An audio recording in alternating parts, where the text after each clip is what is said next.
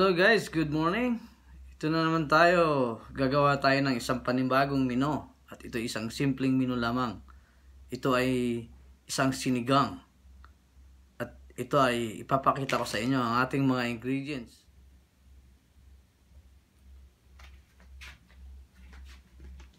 Ito, gumagamit tayo ng chili, red onion, tomatoes, gabi, talong, sitaw,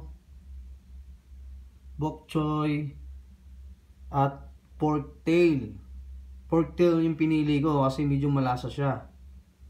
Medyo masarap. At meron tayong mga spice. Gagamit tayo ng black pepper, salt, and fish sauce.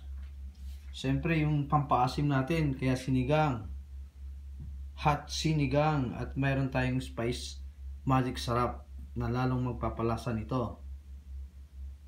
Okay guys, simulan na natin ang ating pagluluto. Ito guys, ilalagay na natin yung pork tail sa kumukulong tubig. Ito guys, halos 30 minutes na siyang kumulo. Actually, dinagdagan ko na siya ng tubig uli dahil medyo natutuyuan na rin siya. At try natin siyang another 30 minutes again para maging 1 hour kung maluluto na ba siya. Okay guys, hayaan lang natin siyang kumukulo sa medium heat. Hello guys, almost 45 minutes na siyang kumulo at dinagdagan ko na siya uli ng konting tubig dahil medyo nabawasan na naman. So another 15 minutes pa siya. So subukan nating lagyan ng spice or fish sauce spice para yung lasa niya manunuot.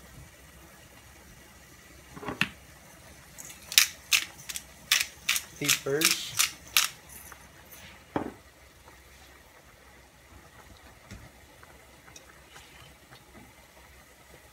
konting fish sauce lang.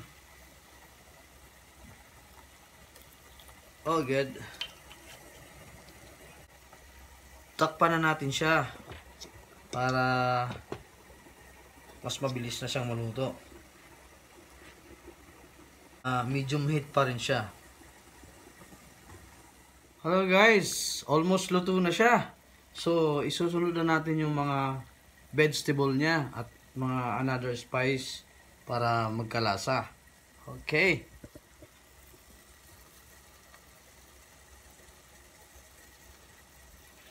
Ang sibuyas, sabay na ang kamatis at gabi.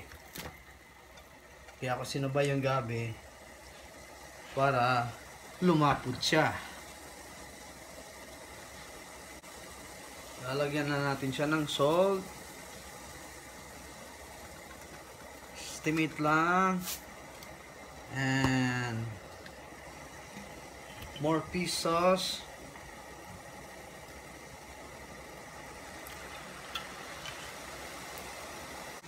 Magic sarap.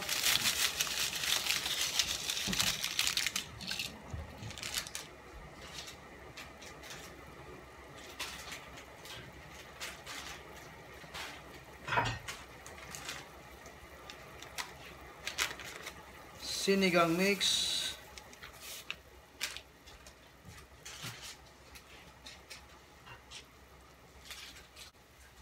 At haluin natin.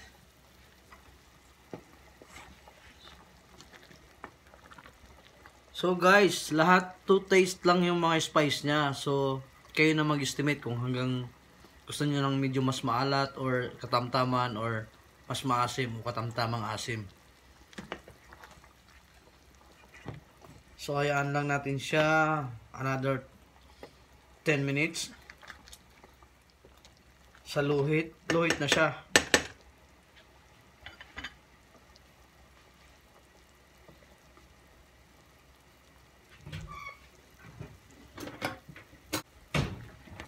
Tikman muna natin siya.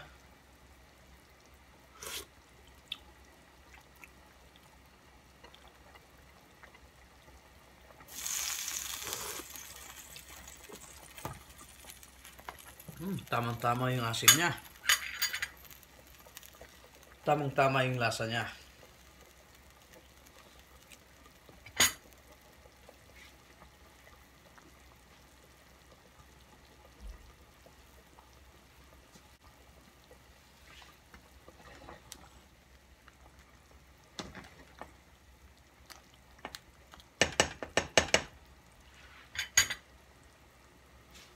So guys, sunod na rin natin yung sitaw.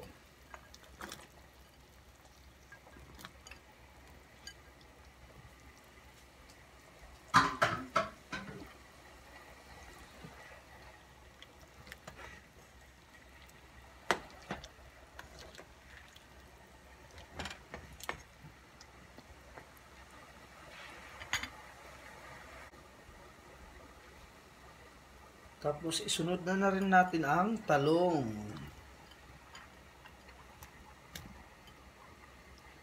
Masyadong puno.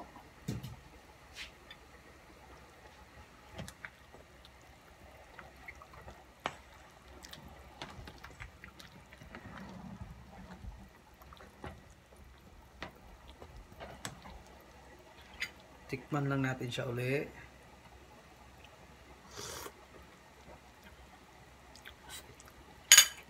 Sarap. Tamang-tama yung lasa. Takpan lang natin siya. At saluhit siya. Hayaan lang nating maluto yung vegetable niya.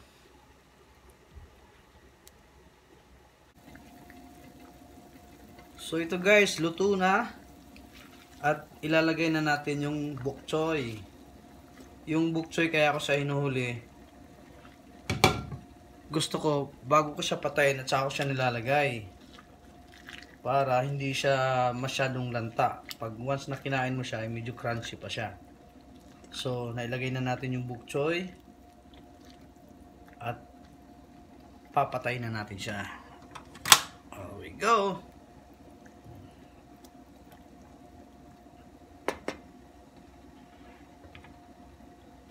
So, hayaan lang muna natin siya nakatakip.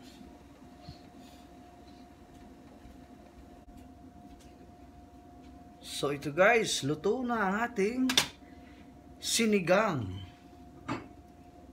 Ready na siyang kainin.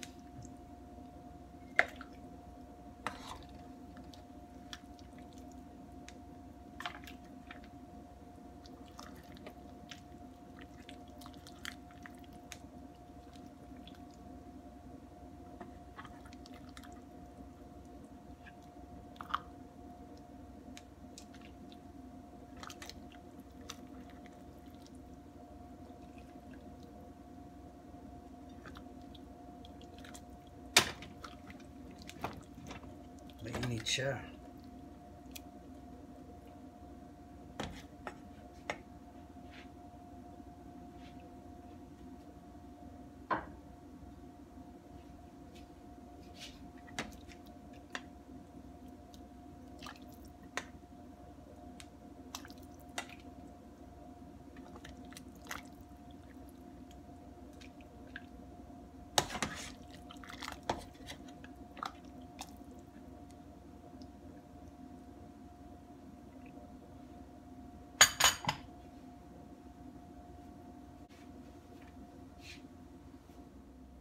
So ito na ang ating sinigang.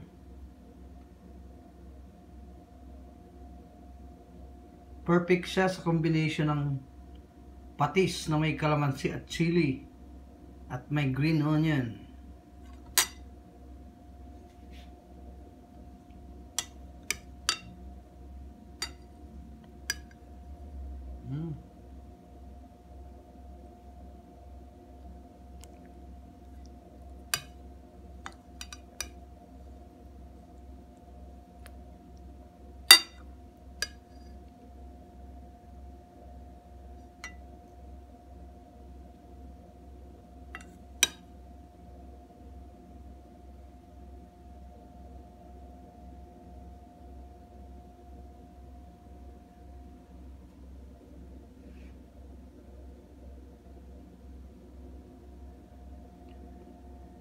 Napakabango niya guys.